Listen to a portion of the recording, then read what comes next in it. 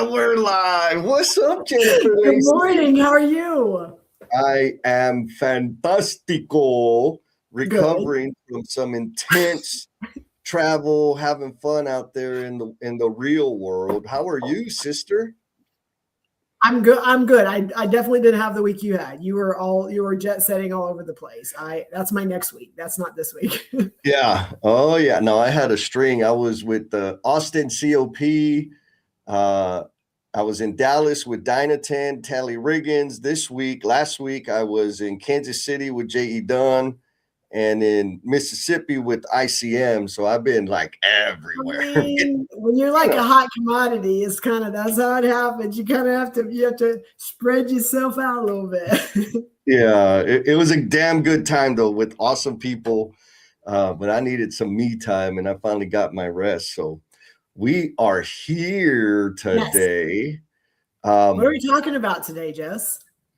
Well, there's this little idea of you can be right and still lose. And so for all our folks out there in the Omniverse, like this, we are going to be triggering some introspection this morning. Yes, very much.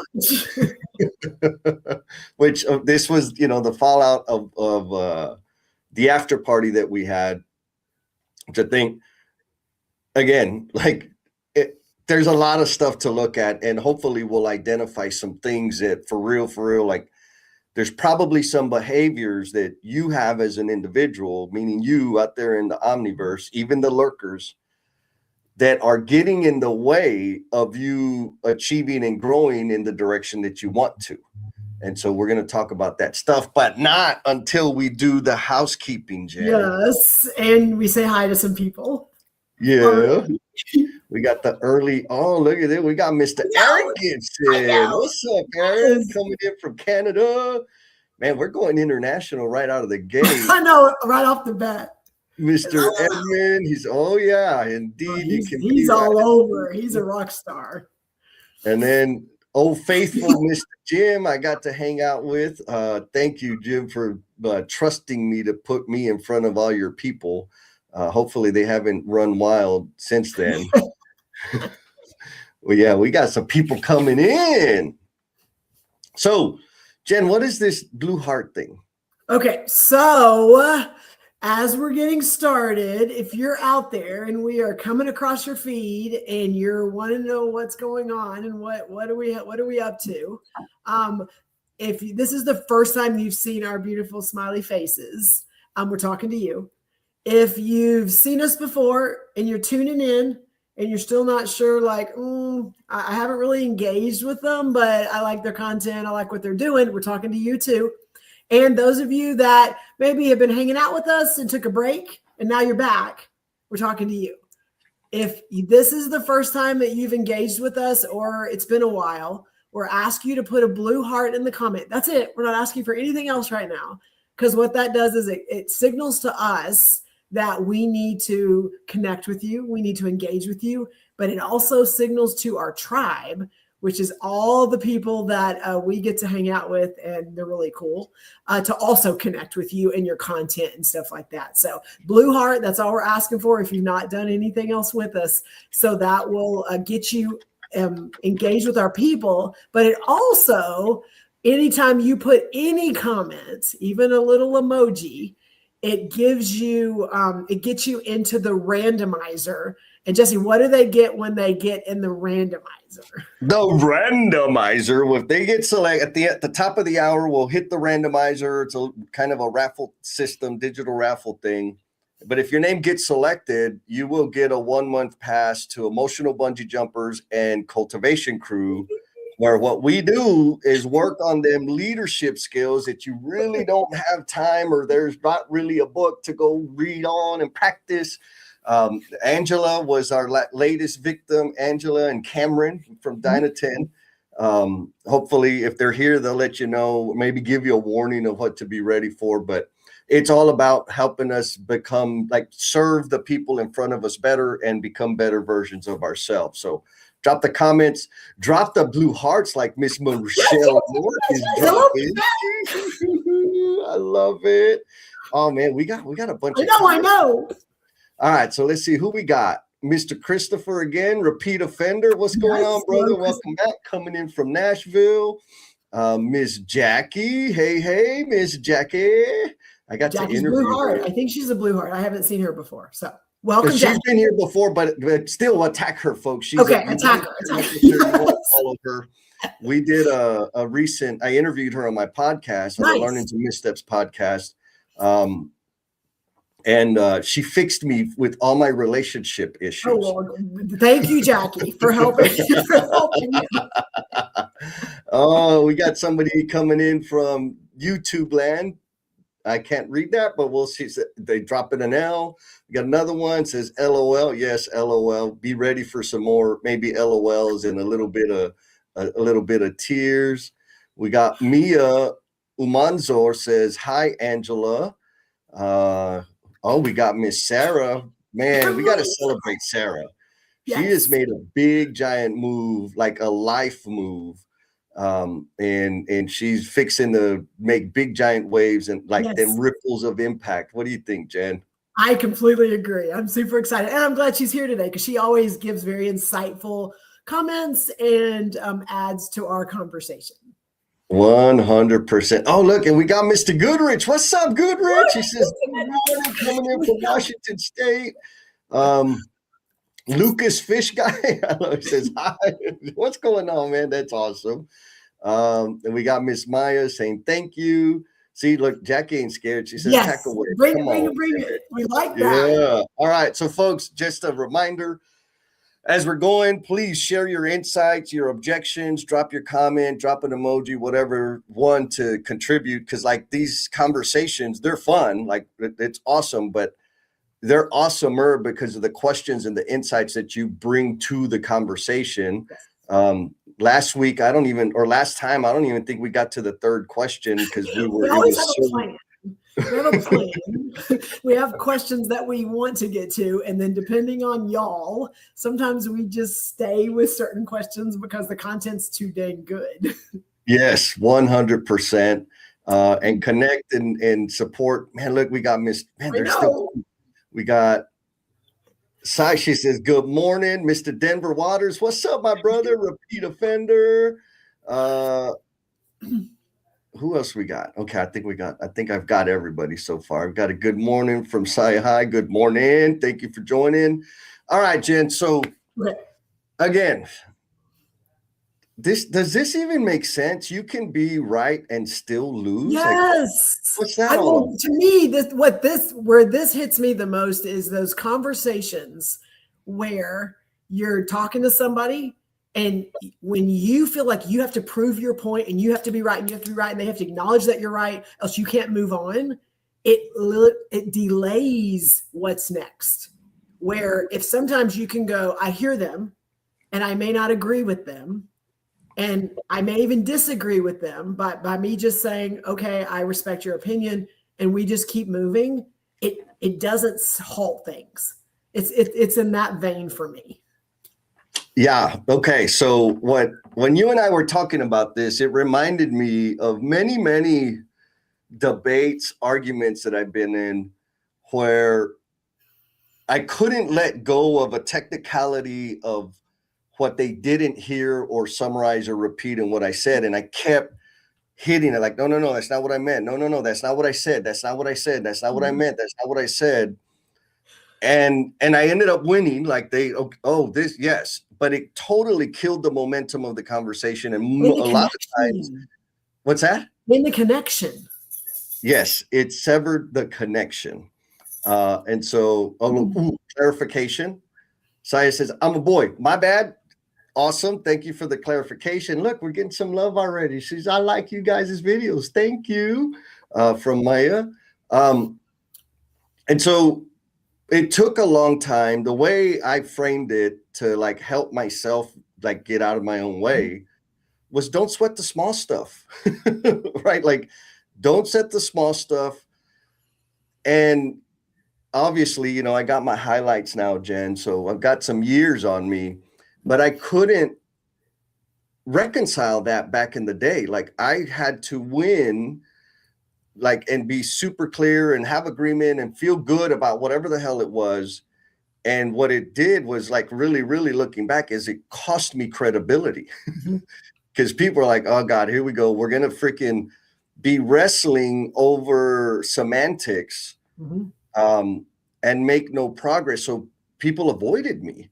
You ever been in that situation? Yes, Jesse, it's the visual, and I'm sure some people have seen it, and it's like something you see on social media, but it's where people are stepping on other people to get to the top. Like that's like, it's the visual of, are you like sacrificing relationships and connections and just the people around you to be able to get ahead or to go to that next step, not thinking about what you're leaving behind. That's what this conversation makes me think about. Because I there's a filter that I try to use in most conversations with people. Is it necessary? Is it honest and true? And is it kind? Yeah. And if that's my filter, and like there's times where it's like, if it's not those things, then I just don't need to say it. And it doesn't hurt anybody. Like, it doesn't hurt anybody for me not saying something. And that's, 100%. I believe that. But it takes discipline, right? I mean, like, it really does take discipline to not to hold back on going hard at the thing. Because we want to win. So we're going to dive into it. Christopher says the silver fox stripes. That's what I'm talking about, baby. Don't feed him. Don't feed him. He doesn't need anything extra. Man, come on. They like it. And Edmund's coming in hard. He says, in building true and lasting relationships, it's important not to get so used to being right. Profitable and progress-filled relationships in the marketplace that I have seen over the years are best sustained by sticking to building towards your common goals, shared goals. And so, I mean, there's another point. I haven't even put the first question up, but like, it's more important to have a shared goal, a shared target, and do whatever's necessary to get there. We often have shared goals and shared targets with our team members, our family, whatever, but we got to be right on stuff. And then it diverts us or gets us off on an exit ramp that we had not planned to, because we just want to win the thing. It's like, wait a minute, dummy, we're going in the same direction. Like, it's fine. Like, just let it run. So, oh man. So thank you, Edmund. That was perfect. Yes. So should we hit him with the first question? Yes. First question. Who do you believe is not giving you the opportunity you deserve? Where's that question coming from, Jen? This question is for folks out there in the Omniverse. So drop your comments in there, or maybe questions or insights on it, but let us know where you're at with it. But give us some context, Jen. Of course. So again, I want you to think about where you are, your position, all of the things, your career, all the things. It doesn't matter where you are on your career path. Who's the who right now that's keeping you either where you're at? You can't move, you can't grow, you can't advance, or there's somebody, and we know, we've been in conversations where there's somebody that's out to get me, or somebody that's keeping me from being able to do something. They're stopping me. They don't trust me. They don't believe in me. They're sabotaging my career. They want my job. Those type of things. Who's the who? And that's our ask of you is think about that. And again, if you don't want to put their name, you can put my boss or my coworker. It doesn't matter. Like, we're not asking for all of that, the details, if you don't want to give them, but it's like, who is that person that in your mind is keeping you from what's next? Oh man, look at that. We already got some people. They ain't even hesitate. Ms. Lucery, welcome back. She says, myself. Holy moly. And then we got another one, Mr. Jim says, this is the right time for you today. This is so high ownership people today.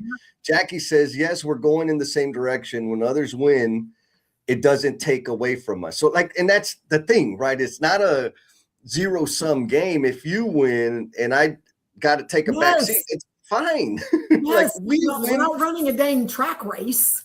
Right. I mean, as one grows, we all grow. Oh, here, I love Sarah's answer because me and her have the same problem.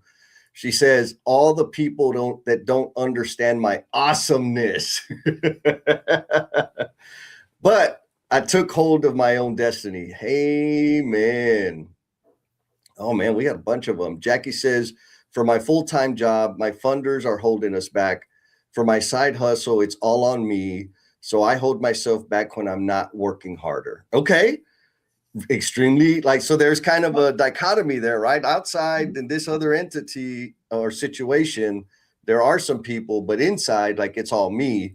10-4. So do you remember a time, Jen, when you felt like somebody else was holding you back, not giving you the opportunity? Yes.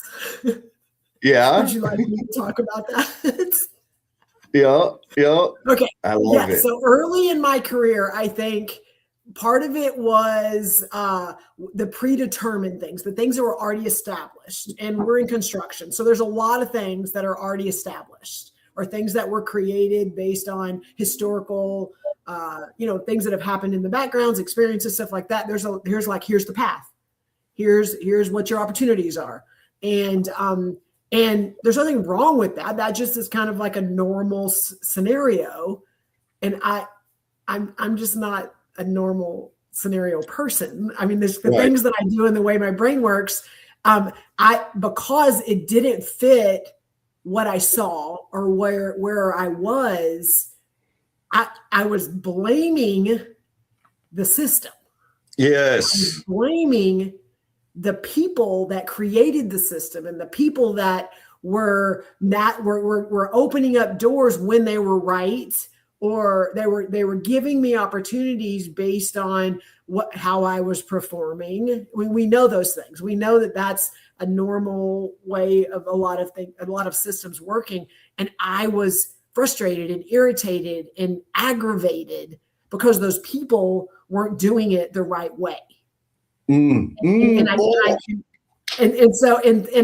got to and poor you got to listen to a lot of things that I was complaining about, or I was upset with some person or something or something. And so for a while, that is where my headspace was, is because they don't get it. Yes. And through a lot of self-reflection and being around people that ask a lot of really good questions, I was able to realize that sometimes people can't give you a path that they don't know.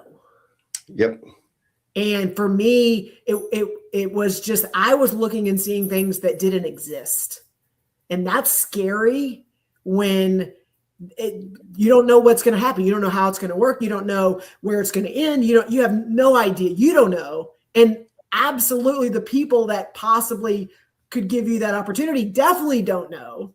And so I had to navigate what does that look like, but also how am I communicating that? How am I taking baby steps towards it? How am I helping them understand that this is what it could be? I think we forget that part. I'm going to go a step further, Jen. I don't think we forget it. It's hard to understand it. Okay, that part too, yes. But if I have, now I can forget it because I understand it, I've seen it, and I've navigated it. Mm-hmm. But I know that there's a bunch of people out there, because I was there, you were there, that see a different future, and you see the path to get there. Yeah. And it feels like they are in the way. They don't want it. They're blocking you. They're stopping you. Yeah, they're against you. But the reality is because you're seeing 10, 15, 20 steps down the road, and you're talking to them about step 20. Yes. They don't even understand what the hell step, bro, how the hell did you get over there? Come on back. And so figuring out, I think that's the trick, right? Is figuring out okay, I see this thing and I have an idea that it's going to take all of these steps to make that happen. The real question is, how do I get the people that I need, right, to contribute to that? What's the first step I need to visualize for them? Mm-hmm. And then after I visualize it, so they can say like, okay, let's give it a shot, right? Then I got to actualize it and deliver an experience that they can latch onto. And then they're like, oh, that's what you were talking about. I believe in it now. What's the next step? Mm-hmm. Instead of taking them to step 20 all the time or overcorrecting and micromanaging right here before we even start, because they need to see the final vision. It's like, no, you need to see the final vision. You need to help them understand step one. And that's what brings this back to the topic today of you can be right and it's still not help you. Yes. And like overarching, it's self-sabotage. Yes. Because we're not even aware. Like I'll say it this way.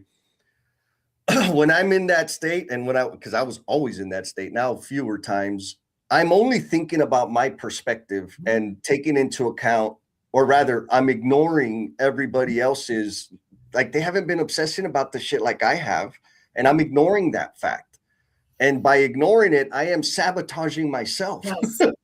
Like, I'm right. You said something that I want to peel on a little bit. Yes. The right way. And then we got some good comments. Okay. Good actionable stuff. This idea of the right way. What's the right way to do lean? What's the right way to do change, man? What's the right way? And I know nobody likes this answer, but for me, there is no one right way. Nope. There is only the way you do it.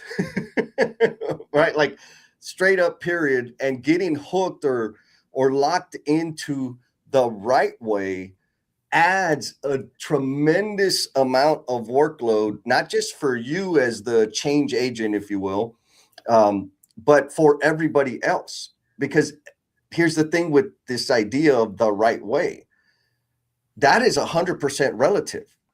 Everybody has the right way to make beans.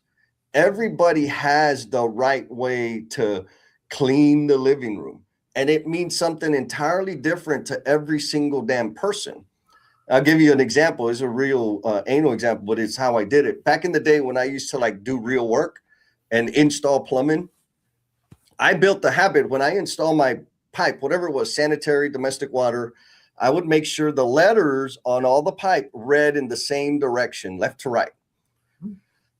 And so it looked real neat. And like on, we'll say no hub cast iron, and make sure all the no hub bands had like the bolt, the nuts to tighten them up. They were all like in the same position. So it looked really great, right? Same thing with copper. I had the right way, which was really for the plumbing behind the walls. For the plumbing behind the walls that nobody's going to see. I just want to make sure. You smell what I'm cooking. And so then when I became a foreman, I would make my crews redo their work to make sure the letters all matched up and the no hub bands. What do you think happened, Jen? Well, I don't think they bought into it as much as you did. No, they hated it and my argument was, this is the right way to do it. According to who? According to me. The specs didn't require it. The inspection didn't require it. It was a Jesseism.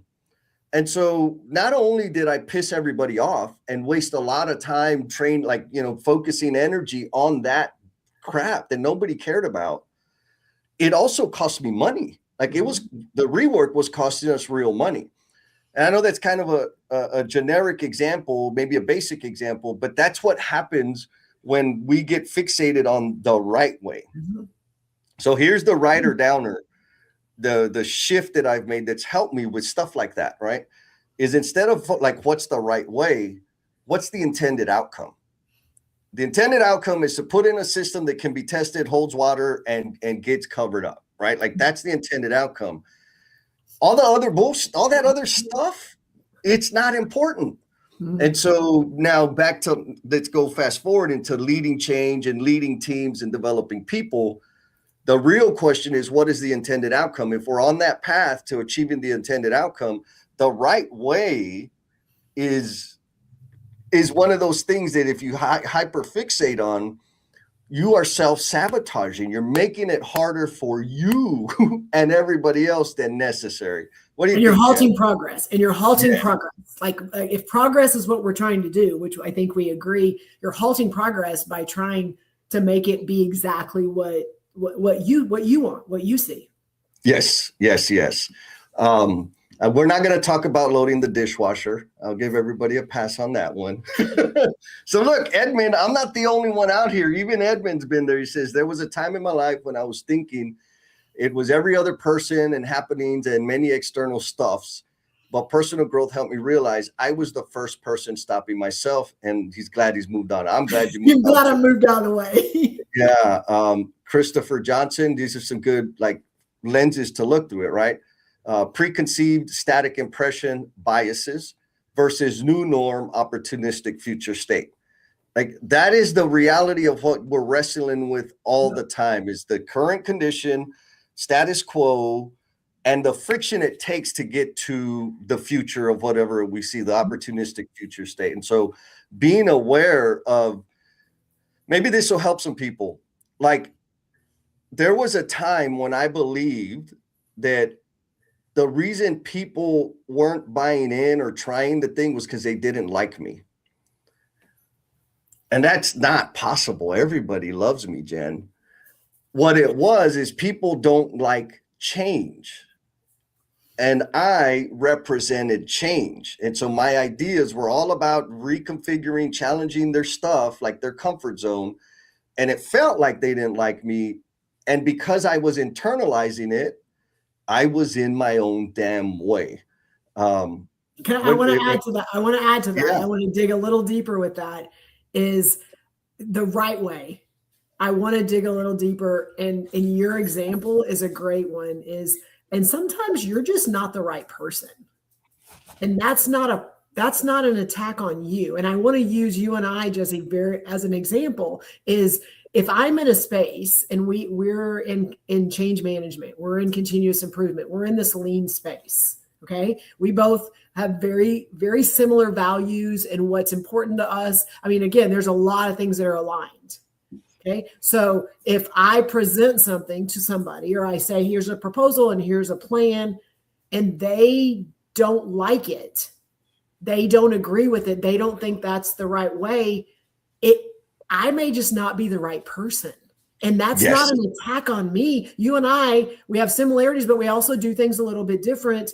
It may be Jesse. And so one, maybe you're just not the right person. Are you in a place comfortable enough and, secure enough to go, you know what?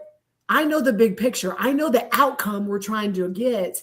Let me loop Jesse in and see if Jesse's the right person. Like that's next level. That's like leveling up leadership right there.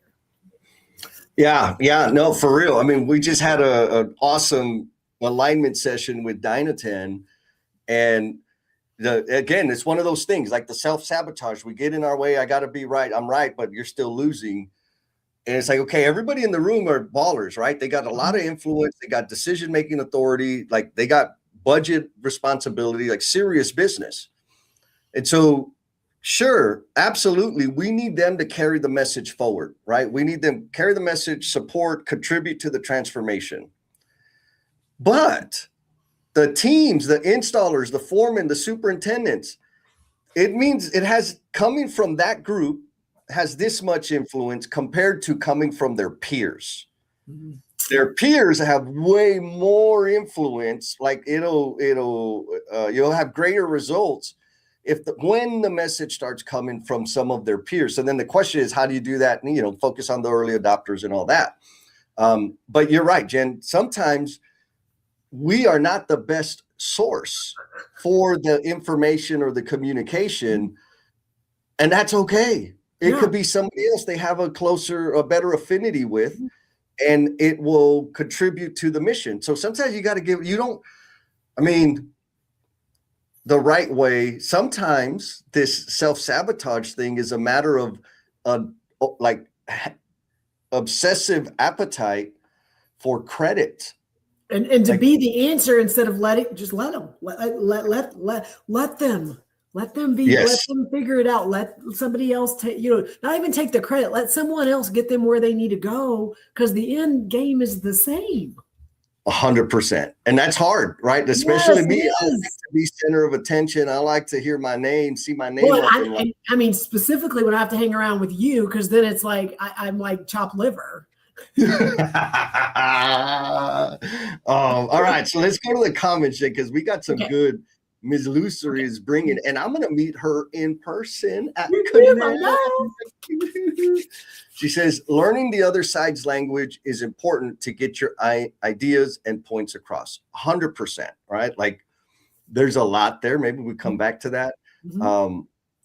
Yeah, there's a lot there, but beautiful. Yes. Good, Rich, again. This is awesome, right? The tribe, of course, is people way, high ownership. way smarter than we are. Yeah. It says, I believe yourself is you're the biggest culprit. You control your destiny. Amen. So here's a cheat code from Miss Lucery, which I agree 100% and highly recommend this book, Extreme Ownership. After reading and applying the tools of extreme ownership, it transformed how I saw absolutely everything in my life. And I'm just going to say, y'all, if you haven't read it yet, or rather, when you read it, and if your first instinct is to say, these people should read the book, you need to read it again. Yes. You missed the freaking point, man. You know how many people I've been with that they read the book like, oh man, this is great. I wish my team, like, damn it, you got to do it again. You missed the point, man. Because it really is. I mean, the question I ask is, what is my contribution to the outcome? Right. Sean, we got to quote the ever wise Sean Moran, who coined the idea of we are absolutely at least 1% of every problem that we're dealing with. And I can do something about the 1%. Most of the time, I'm way more than just 1%. But the idea, the justified version of or summary of extreme ownership is, what is my contribution and what am I going to do to change and adjust my contribution to the thing to change the outcome, instead of sitting back, crying, pissing and moaning and blaming everybody else. So I want to add to that, based on your comment about extreme ownership, is if, whether it's a video, an article, a book, it doesn't matter. I'm going to challenge you that when you do read something or you do learn something, before you share it with the world and before you tell everybody else what they need to do, think about what you just did and how it can unlearn something that you were doing. How it can undo something, because we're real good at, like, we see something, oh, we need to, this is like, we're focusing on this. Stop and think about it. What lenses that, what got pulled back because of this? What am I now doing differently, or what do I need to do differently now because of what I just learned? If your first thought, just like Jesse said, is, ooh, I need to recommend this. Ooh, I need to tell somebody that this will help them. Then go back and reread it, because, like, make it be, how can this help me? And I tell this to my kids all the time. What is in your circle of control? And as much as you want to think that you can control the people around you, even your teenage daughters, you are the only person that can control what's in you, and they get to make the choices for everything else. So what are you doing based on what you're learning that helps you show up differently? 100%. And I'll also add, because I've tortured you with this. If you're going to recommend a book to me, I am going to ask you, what did you apply from this, and what did you learn from applying from what you read? If you can't answer that, I ain't reading the damn book. And make sure you've read the book. Not the cliff notes, not the first chapter. Like, make sure you've read the book before you ever recommend anything to Jesse. Yeah, like put the thing to work, right? Like, I want to know, how did it change the way you serve? Yes. Or how did it impact the way you serve? And then I might read it. Yep. If it's just, it was a good book, like, man, I got Netflix. I'd rather watch Netflix and read some stupid book that you think I might like. All right. So Edmund says this, which is, I love it. The quote is, your why can always be sustained by many different hows. Ooh, I like that. Right. And we also, you and I know, Jen, and the No BS Tribe is proof of it, is when you invite people in, amazing and magical things can happen. But if you're so stuck on the right way, the only way, you suffocate whatever is actually possible. Don't invite people in just so you can add to the people you like to argue with. Yes. Yes. I mean, if you're not in a place of listening and receiving, like, don't invite other people in. Like, be where you are, do what you're doing, but if you're going to start saying, hey, I need your advice, I need your feedback, hey, I want you, whatever. I mean, be willing to change, be willing to listen. And I had to go through this a little bit with Jesse. There was something that, like, it was just, I was noodling on, but also it would just continue to aggravate me. And I would continue to share. And finally, Jesse was just like, you can keep sharing this stuff with me, or you can, like, let it not be an issue. And, like, I had to make that decision. Like, again, he was listening. I appreciate you, but also I just let it continue to bother me when, like, okay, what could I do? Yes. I could just not let it be an issue anymore. And it like changed the game, because then I wasn't spending mental energy on it anymore. Yes. The fastest way to solve any problem is decide it's not a problem. Yes. Move on, because we got chingos of problems. Like, yes. Come on, keep on going. Keep on going. All right, so let's go to the next question. Okay. Ooh. Who benefits from you staying exactly where you are? And Jen, I feel like this question is kind of a trick question. You think? Yeah, I mean, again, it's easy to point to the external, right? Like, it really is. I'll give you an example. I've been in a lot of amazing relationships, and I've been in some bad ones that just sucked the life out of me. And looking back before and after those relationships, like, there's no freaking way I would tolerate that. And if it was one of my friends going through that situation, I would say, you need to get the hell out. Like, you're a lesser version of yourself. You're not showing up, all the things. But I was in it, and I stayed in it, and continued to try to win the relationship. Nobody was technically, from one perspective, nobody was benefiting from it, from me staying exactly where I was. But when I looked a little deeper, I was benefiting from it. Like, it was kind of a sick, twisted, unhealthy benefit. But what was the benefit? Well, I got to win more arguments. I got to stay comfortable. I wasn't going to die alone. Like, all these weird things that were not helping anybody, except for the benefit for me was comfortable, predictable, right? Like, even though it was chaos, it was still a situation or conditions that didn't require me to change, learn, or grow. As long as I stayed in that miserable, stinky situation. What do you think about that, Jen? Yes, and we do that. Every one of us, and even if we don't own it, we do it. And Sarah's out there somewhere, so I'd love to get her feedback on this as well. But it's that comfort zone.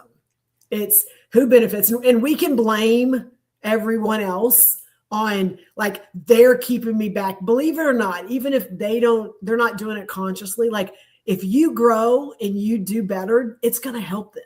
Like, it's just one of those things that, like, reciprocally, that's what happens. So you can blame them because maybe they have the power and they have the control in your mind. But, like, I'm gonna even reword this a little bit. You're staying small because playing bigger is scary. Ooh. Playing bigger is very uncomfortable because you don't know the outcome. You don't know what's about to happen. And we stay small, like you said, and that we're comfortable. We stay somewhere, even though we are unhappy, and we like to complain, and we like to say the things we want to say, because it's comfortable to be able to, like the devil, versus the devil. It's like one of those things where at least I know right now who I can point at and who I can blame and why I'm not getting what I want. And I mean, it's a comfort place. And to get out of that, and to, again, it's scary, it's uncomfortable, and you don't know how it's going to end. Like anything you do, you got an idea. If you don't know how it's going to end, like that's a chance you're taking. And we are very good at, shaping, and we know where we want to be and what we want to do. And when we don't know that path, we kind of like, we back up a little bit. We maybe don't push, we don't challenge, we don't ask questions. And then we blame the people that aren't paving the path. Yes. And I'm going to add, like, I know, and it was beautiful. We had a lot of folks so far in the comments talk about, like, me, I'm the one that's in my own way, right? And who benefits from you saying, we've got comments coming in, which is beautiful.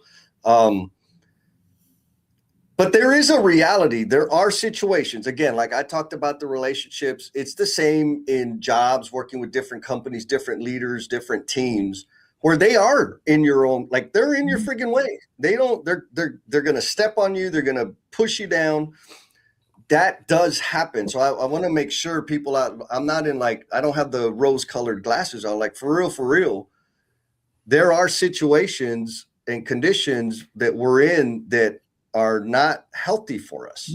Yes.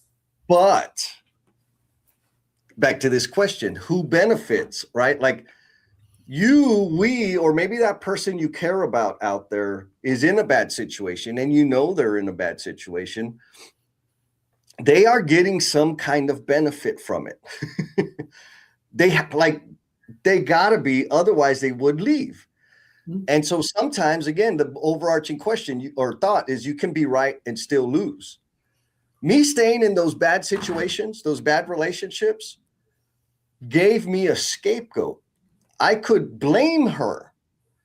Well, I'm not working out anymore because she gets super, super jealous. I'm not going to night school because she gets super, super jealous, or because she spends so much money, I can't make this investment. It gave me the perfect out to not grow. Same thing if I was like had a job and I was in a bad team or a bad leader, I'm not growing because all of those things could be true. But the reality is the benefit of me staying there and staying small was I had somebody to blame and I had data to back it up. I still lost, right? Like I was right. They sucked.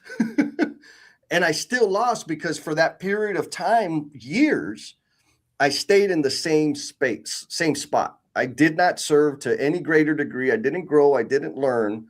And so I was right. And I could say they were benefiting from me from staying where I was, but the truth was, so was I. Yes. And hopefully, what do you think? I want to add specifically to what you're saying is, those of you that are out there, and only because I've been there and I've experienced this, if the reason you're staying small is because, well, my bills are being paid and they're giving me the opportunity and they've invested in me. And again, those are things that are all true. So I'm not negating any of that. But if you are allowing yourself to stay small and not do big things to justify that you got money in the bank, or you're justifying that, well, they did give me these opportunities. You were also a part of all those things. You were also the person that was doing the work. You were also, so it's like we get so caught up sometimes. And again, I love the company I work for. So it's not dogging companies, but maybe it's not the right person. Maybe it's not the right company. And yes. That doesn't mean there's not another opportunity out there. It's scary to go, Sarah, I don't know what's out there, but I'm about to find out. It's scary, but also it could open up things that you couldn't even imagine. 100%. And it's scary. So we got Mr. Mario coming in for the 512. What's up, big dog? Goodrich, and this is true, right? So Goodrich says your competition benefits from staying exactly where you are. Yes, I agree. Yes, and they also get better when you don't stay where you are. Yes. So like Yes. it also helps them that yes, they benefit from you from that, but they all by you doing what you do, it also makes them have to do better also. So it also 100%. like it goes both ways. Yeah. And, like important point, right? And you and I, luckily, the community, the construction community that we're a part of, we share, even Yes. amongst competitors, right? We share with our competitors and all the things which not sharing feels like the right thing to do, right? Or the prudent thing to do, because then your competition is going to catch up. But the truth is, when you continue growing, like you're already ahead of them on doing the thing, whatever it is that you're doing, you give them the playbook. It's like they still have to navigate the freaking human dynamics of all that bullshit. So they are not going to catch up to you unless you stop growing. Yep. Right. And so back to Goodrich's point is like your competition benefits from you staying the same. What I'm going to like add to what your point is, and as you grow, you make them better. And by sharing, that's a little extra fuel for you to continue to grow and serve in more meaningful ways so that you can stay ahead of them. But if you stay in the same spot, right? Like, oh, I'm not getting conversion, I'm not getting deals because my competition is getting them. Okay, that's true. But are you going to piss and moan and blame it on them, or are you going to change and like step up and play a different game? This is really where we need to get. That's we'll say use it as fuel, use it as momentum. When I've stopped, I learned a long time ago. Yes, there's competition out there, and that's like from when we were little. Oh well, whatever. When we were little, like there's always going to be competition in everything we do. Okay, but I don't. Unless I'm wrong, I don't know if there's one company out there that's doing all the work. Like nobody. I don't care if you're a trade. I don't care if you're a healthcare leader. I don't care if you're a designer. I don't care if you're a GC. I don't care if you're a consultant. There's not one person that does all the work. So like the competitor piece of blaming competitors and it's this and it's that, like it does. You can share everything. And because of the human dynamic, like you said, it's never going to be the same in two different spots. No. Project that is here's a project, and here's it's not even going to be in the same piece of land. So like if it's the exact same plans, it's a team that's similar, everything, it's still never going to be the same. And if you can like get rid of that stuff of like, it doesn't matter. You get to create your destiny. And I think someone even said like you get to create that, then like all that other stuff is just out there. It's just white noise. Yes. Yeah. Nobody can handle all the work. No. Like even if you like, come on, for real. If you got all the work that you're afraid your competitor gets, your systems would implode because no one is capable of handling all the work. Right. Which good, Mr. Joshua McMahon. What's up, Mr. Josh? He says, an abundance mindset will set you free. There's plenty of work for everyone, and good competition makes us all better. 10-4. Yes. Now, Mr. Mario, again, bringing the reality, he says, it's scary like going through a hurricane, right? When you step up and start changing your conditions and making decisions. But if you ride it, the sun will shine again. Speaking from experience, and he's been in the hurricane. So brother, I love hearing it that you're in the sunshine now, because it's going to happen. Getting out of your comfort zone, making decisions that are about you, honoring yourself, making yourself a priority is scary. And it's not like, sorry y'all, but it ain't smooth. Sometimes it is, but most of the times it's bumpy and rocky. Yeah. But on the other side of it is some massive growth, some massive self-awareness, and you'll be able to contribute in more meaningful ways to the people around you. And it goes back to and the more you have the right people around you, yes, the more people that are helping you anchor while you're riding through those storms. 100%. 100%. Look at this. Ms. Luzery says, if you don't have competition, then you are really not making an impact. 10. What is it? It's if you're the smartest person in the room, like you're in the wrong room. Yeah. I mean, Yep, if you're not 100%. somewhere that you're not getting challenged and you're not getting questioned and someone's not asking you and pushing you and challenging you, you're not in the right place. You got to go get in a bigger pool, man. Stop slacking. Just you're beating JV. You're all-star on JV. Come on, man. Like picking on them. Savarna Kotha says, hi, hello. Thank you for commenting. You just got thrown into the randomizer. It's a reminder, y'all. We got 10 minutes till we do the randomizer pick. If you drop a thumbs up, especially the lurkers out there. If you're out there, I know you're all about personal development and having a massive impact to leave the construction industry better than you found it. You want a pass to the emotional bungee jumpers and the cultivation crew. So drop a comment, drop an emoji. That'll get you in the dealie. Should we go to the next question, Jen? Yes. Oh, wait. So while we do that, man, Lucy, she's bringing it. She's dropping it. All right. Third question. I think we've touched on this, but just in case you missed it, what does your self-sabotage look like?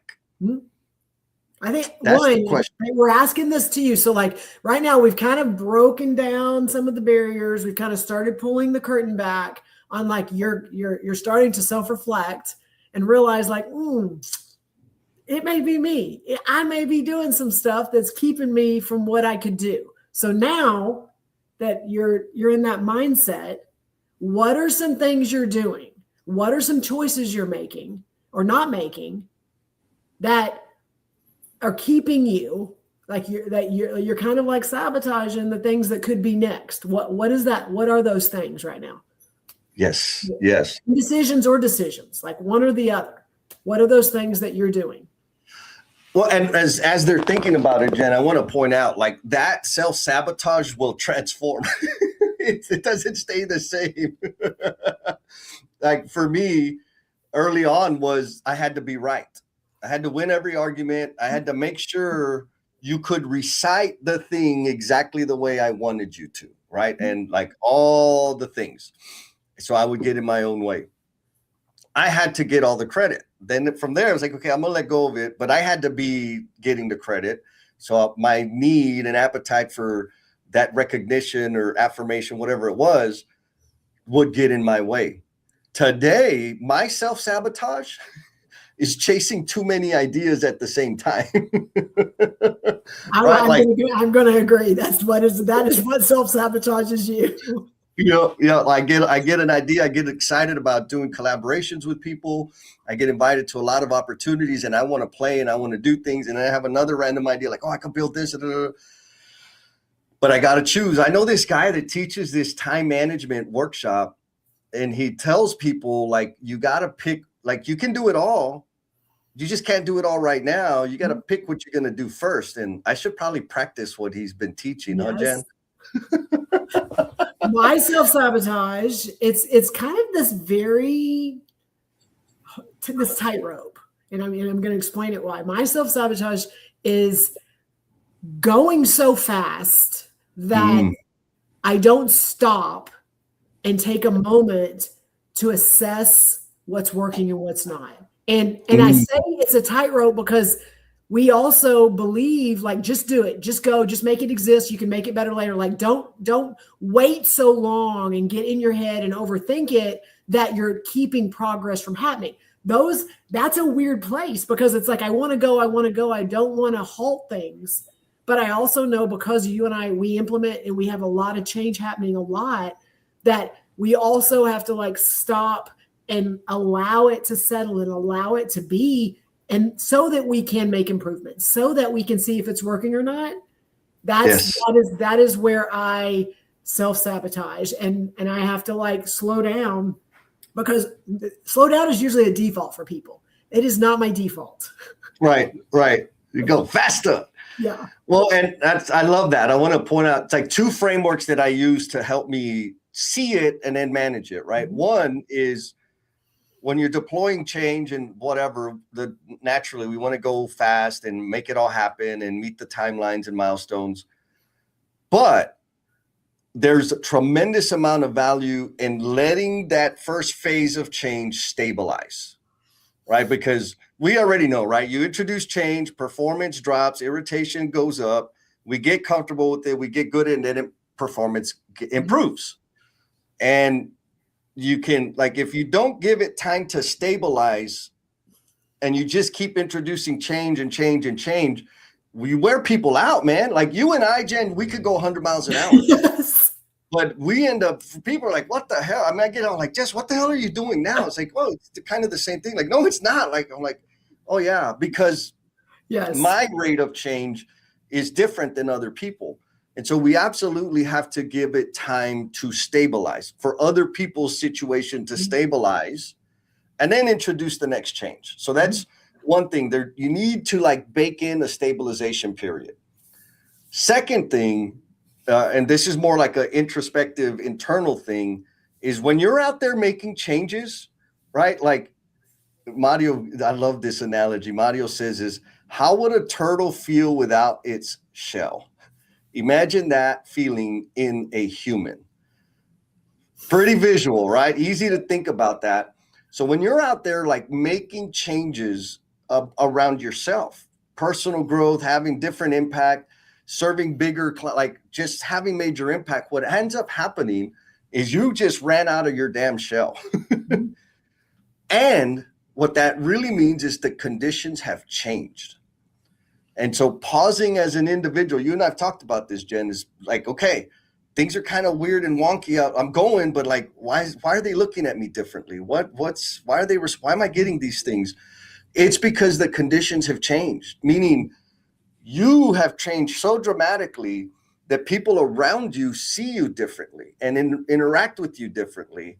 And if you don't pause to understand that and evaluate how have the conditions changed, you're going to continue operating the way you always did, which is not bad, but you're going to be missing some juicy stuff, some like the gravy, that extra gravy on the patty. You're going to miss it because you could have leveraged something that you weren't, but you can't if you're not aware of it. So you got to really, I have to remind myself, like, okay, I've done all of these things.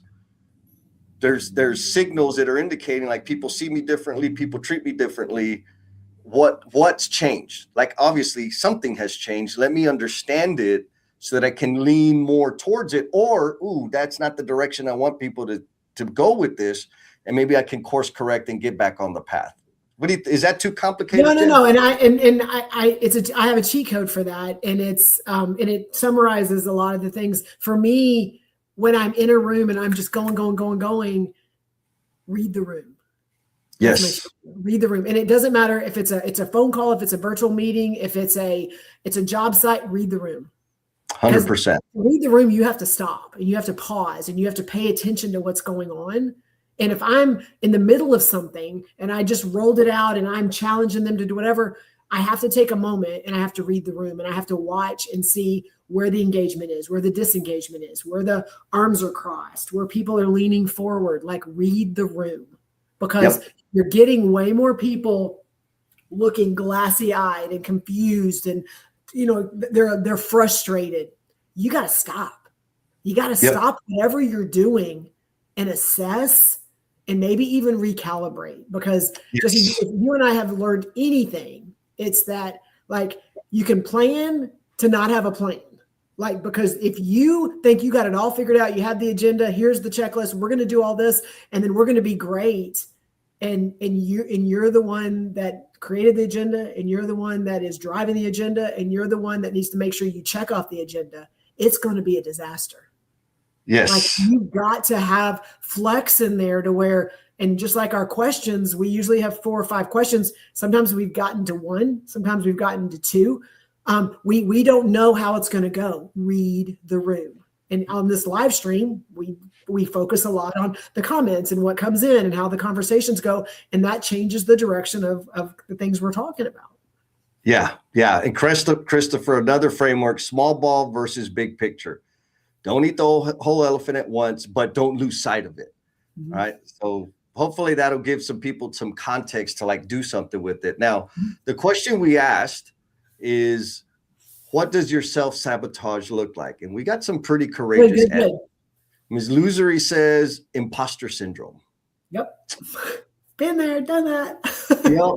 And Miss Lucria, I don't know if this will help you, but I have decided to believe that I am always an imposter, and that's a good thing, because there is a world that I am working to create, to build, that doesn't exist yet. Doesn't exist. In order for me to make that damn thing happen, I got to pretend like it does. So I am impostering on purpose. Nice. I don't know if that like helps that. you, but that's that. just what it is. And then we got Goodrich says procrastination. We all have self-doubt. We all have hurdles, but delaying them is the biggest sabotage. We got any procrastinators out there? Yes. And he also comes with some advice, right? Like if jump the hurdle. The solve to procrastination is action. And there's a lot of times where I get caught up in like, because I'm thinking about how much work it's going to take and what if. Like the only way to know is to do the damn thing. And so it's a question I ask myself often, especially when I'm kind of stuck and spun up around the axle. It's like, okay, what's one step? What's one small thing I can do in that direction? And the super dumb example, because it's the thing I procrastinate on the most, washing dishes. I freaking hate washing. I need to hire somebody. But anyways, I don't like washing dishes. So what do? I just let them pile up until they get moldy and fuzzy. And then I got no more clean dishes, right? And then I got to spend, a lot of time washing dishes. And so when I'm in that state, and don't look in the kitchen today because that's the case, the question is, what's one thing I could do to like get this damn thing rolling? It's like, okay, I could start picking up all the dirty cups and plates in the room and take them to the kitchen. And the funny thing is so dumb. I do that. It's like, okay, I can let me, run the water or whatever. Like, okay, I'm just going to do that. I was like, okay, I'm going to fry some eggs. Like, well, I'll wash a couple of plates. And then that one little step starts this cascading event of making all the rest of the stuff happen. I know that's goofy, but it is a perfect example of one small action gets the momentum going on the thing that I've been procrastinating about. And it doesn't have to be big. It doesn't have to be full commitment. It's just one small step. And then momentum happens. Yep. What do you think? Yes. And it sometimes that small step seems like such a big, like sometimes it's just like, oh my, so then make it an even smaller step. Make it an even tiny, I'm going to do this one thing. I'm going to send this one email. I'm going to ask this one question. I'm going to pause for 30 seconds. Like it's the little tiny things that then, I can do that. And nothing happened. Okay, well, maybe now I can, it gets your brain rethinking things. 100%. And then we got Troublemaker from the DFW, Mr. Rodney. What's up, Rodney? Yes. He says his is being too gullible. That can happen sometimes, right? Mm-hmm. Thank you for sharing that. Well, Jen, believe in people. Like, again, I'm a trust first person. You already know that. Right. You don't need to earn my trust. I trust you. And because of that, I get burned a lot and I get hurt sometimes because I trust that people are going to do the right thing. They're going to be kind. They're going to take care of people. They're going to not lie. Like I just trust that. Yep. And it kind of goes along with what in that end up, it can hurt me later, but I live a happier life because of it. Yes. Yeah. Same. Trust first. And it's a simple rule. You get to take advantage of me once. And then after that, you're on the dead to me list. That's it. Like I trust you. And when you prove that I shouldn't, you better believe I freaking won't. It's easy. All right. I think it's randomizer time. It is randomizer time. Rodney got right in. Oh, Rob, I got right at the end. Both just in time, Rodney. All right. Here we go. Time for the randomizer. Here we go. All right. Quick reminder, folks. You drop the comment emoji. You got your name thrown into the hat, and we're going to figure out who gets the free pass. Oh, Lucas Fish Guy. I love it. Lucas Fish Guy, I'm going to ask if you would try to find us on LinkedIn. Go to search No BS with Jen and Jess, and that'll get you. Make it easier for me to contact you because yes. YouTube, it's harder for me to find people on YouTube than it is through LinkedIn because they don't, unless there is a DM thing, like maybe I'm just a goofball and don't know how to work it. anyways, we want to make sure we get you the pass so that you can come and hang out and we can have some fun. But congratulations, Lucas Fish Guy. We got some comments. Did I miss some comments here? I think it's. Oh, look, Mr. Rafa. No. What's going on, Mr. Franco? Says you guys are the best. No, you're the best, Rafael. Good to hear from you, my friend. Should we hit him with the? Well, you can bring up the 100% Jennifer one because you brought the Jesse one up. You can at least give my comment, the one that. Oh, I thought it was a typo. My bad. You just like it to be about you. All right, so let's slap some people across the face. If you wouldn't mind carrying it for a little bit, Jen, because I got to go and put out the link for the after party. After party. So I'm going to hit the question in a minute, but what Jesse's about to do is after we finish the live stream in about 5 minutes, we then take a little bit of a break, like not very long enough to go to the bathroom and get your coffee and things like that. And then we invite you to jump on an after party. No video. You don't have to put your video on, but what it does is it allows you to talk.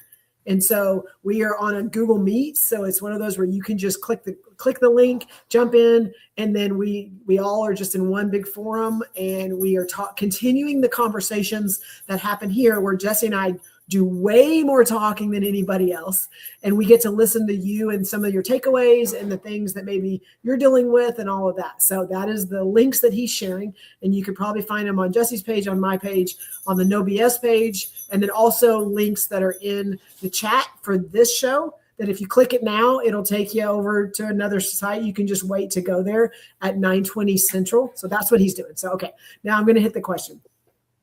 If no one handed you the opportunity, who would you have to become to create it yourself? And so I want you to think about that right now. If nobody said, here it is, let me move this out of your way. Here's the promotion. Here's the opportunity. Here's what I'm giving you next. If no one did that, who would you have to become for it to happen? And I think there are some people out there that are in this place in their life right now that's like no one's giving it to them. No one's paving the way. And yet they're still looking for what's next, what it could be. And so again, I'm going to ask you, if no one said, here's what's next for you, who would you have to become? What is one thing, one characteristic that you would have to own or you'd have to embrace to create that path yourself, to pave it yourself? And that's the challenge that we're putting out there for y'all right now as we wrap up. So Jesse, I think because we have a couple minutes, I see all the posts in there. Are you ready to chat? Or are you still tagging? Okay. One more. I got one more to do. Okay. And so I'll start. So if no one handed me whatever my next opportunity was, who would I need to become to create it? And I'm kind of in this weird space anyway right now of just really cool things happening in front of me and around me. And so what I need to become is I need to be able to own the impact that I'm having. And so that's, well, Jennifer, what does that have to do with you? Because the paths are happening. The paths are opening up. People are reaching out. I just need to own how I can influence what's happening. I need to own the body of work that I've done and what I could do for other people. And I think that's the big transition for me is there's things I've done and I've owned what I've done. But I haven't really owned what I could do for other people in that same space. Does that make sense? Yes. It's easy to take account for the history of what we've contributed or accomplished. It's much more difficult to say, and here's some other amazing shit that I will do. Yes. And believe it that I can do that for other people. Yes. Yes. Oh my goodness. All right. Well, while the tribe is still thinking of that question, for me, this is easy. but not clear, right? So for me, it's like, I got to become the promise I'm intended to be. What does that mean? Well, what it means for in Jesse Land is sharing my gifts and talents in service to others, right? And so what I need to become or be, the person I need to be is a servant. I need to serve others and share my gifts and talents to help them either introduce them or escort them on their path, or help them break through some walls or doors that have been slammed in front of their face. Like, I have to be the person that serves, which is difficult because I'm a pretty damn selfish dude, right? I love me. And it's a little bit scary because, you know, I don't have certifications and degrees and all the things that says I can do this, except that I do know the people that have allowed me to speak into their life. I've had some pretty damn dramatic impact on some pretty damn influential people out there, like good, solid people. And so I have to keep focused. Like, I need to be in my servant's mindset, right? A selfish servant, so that I can do and create the things that I need and want in front of me. And the beautiful thing about that is the more I do that, the more impact more gifts I discovered, and the amount of impact I can have is like exponentially greater than what I could have even imagined. Like, it is profound. So anyways, I know that's a little foggy, but that's where I'm at with it, Jen. Well, and it makes sense to me because I've realized is credentials are for me. I hate to say that, but credentials aren't getting me in rooms. Credentials are not allowing people to all to go, I need to hear what she has to say. My personality and the way I show up and my honesty and the thing, my authenticity is what gets me in those rooms and gets people to listen to me. So I'm not saying credentials are bad because I have them. It's just, that's not the reason people invite me in. And yes. So think about that. Well, and that's another point, right? Like, social media, like I wonder, like, was that a compliment or was that a dig at me? Because people will tell me, like, dude, you're everywhere. I see you everywhere. I'm like, awesome. And I'm like, oh, wait a minute. Am I getting on their nerves? But the point being, to reinforce what you just said, right, is I don't have a lot of credentials. My criminal record is longer than all of my credentials combined, right? But because people have a sense of who I am and how I roll, it has opened doors that they're still telling, like, I just did that. Like, do they know who they brought into this freaking room? It's amazing. But again, so maybe that's the point or something for all you folks out there in the Omniverse to consider is, like, how do you help people know that you're there? Like, help your people find you, because everybody likes a different flavor. Everybody can't stand me, and that's okay. But some people have been looking for whatever this is. Wow. But if you're not, rather, when I started becoming super visible and sharing my thoughts and putting myself out there, is it uncomfortable?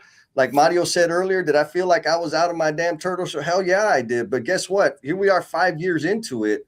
And it's been freaking amazing. Like, you just got to figure it out. You got to do it. Maria, oh, I love it. Miss Maria Martin, what's up, sister? I love this. Old keys don't open new doors. Where do you get the new keys? By changing, right? By letting go of having to be right, because you can be right and still lose. And how long are you standing there with the key trying to make it work? And you're just yes. Right, and jamming it and banging it and wiggling it. Like, bro, it's a different key, man. You need to go get some new skills. Yes. Oh man, awesome conversation, Jen. Is it time for the dance? I think it's time for the dance. It is time for us to finish, and we'll see y'all in about 6 minutes at the after party. Yeah.